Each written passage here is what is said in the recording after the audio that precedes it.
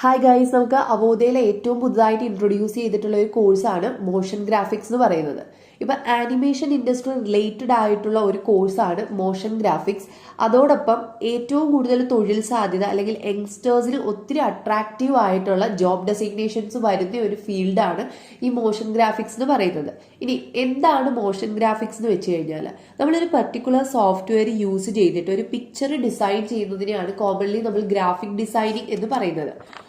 ഇത്തരം digital footage അല്ലെങ്കിൽ ഇമേജസിന് motion അഥവാ ചലനം കൊടുക്കുന്ന ഒരു പ്രോസസ്സിനെയാണ് നമ്മൾ മോഷൻ ഗ്രാഫിക്സ് എന്ന് പറയുന്നത്. നമ്മൾ ഇതിനകത്ത് യൂസ് ചെയ്യുന്ന സോഫ്റ്റ്വെയർ എന്ന് വെച്ച് കഴിഞ്ഞാൽ ആഫ്റ്റർ ഇഫക്ട്സ് എന്ന് പറയുന്ന സോഫ്റ്റ്വെയർ ആണ് യൂസ് ചെയ്യുന്നത്. പിന്നെ നമ്മൾ മേജർ ആയിട്ട് ഏതൊക്കെ പോർഷൻസ് ആണ് കവറപ്പ് ചെയ്യുന്നത് എന്നുള്ളതാണ് പറയാൻ പോകുന്നത്. Text animation, element animation, logo animation, motion tracking, compositing, rotoscopy, visual effects, ഇതൊക്കെയാണ് മേജർ ആയിട്ട് നമ്മൾ കവറപ്പ് ചെയ്തിരിക്കുന്ന പോർഷൻസ്.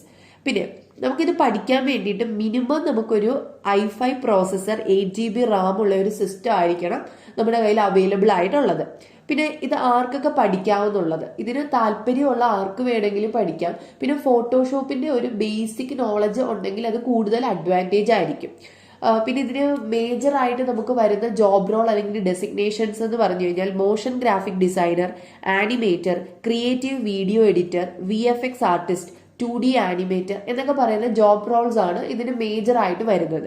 പിന്നെ നമുക്ക് ഇതിന് വരുന്ന സാലറി പാക്കേജ് എന്ന് വെച്ചാൽ 15 മുതൽ 25 വരെ സാലറി പാക്കേജ് വരുന്ന ഒരു ഫീൽഡാണ് ഈ മോഷൻ ഗ്രാഫിക്സ്. നമുക്കൊരു ഫ്രഷറിന് 15 മുതൽ അല്ലെങ്കിൽ എക്സ്പീരിയൻസ്ഡ് ആയിട്ടുള്ളവർക്ക് 25 മേലെ നമുക്ക് ചോദിക്കാൻ പറ്റുന്ന ഒരു ഫീൽഡാണ് ഈ മോഷൻ ഗ്രാഫിക്സ് എന്ന് പറയുന്നത്. പിന്നെ ഇത് കംപ്ലീറ്റ് ചെയ്തവർക്ക് നിങ്ങൾക്ക് ഇന്റർനാഷണൽ സർട്ടിഫിക്കേഷൻ എടുക്കണമെന്നുണ്ടെങ്കിൽ അഡോബിന്റെ സർട്ടിഫൈഡ് പ്രൊഫഷണൽ സർട്ടിഫിക്കേഷൻ ആണ് ഇതിന് വരുന്നത്. Okay, thank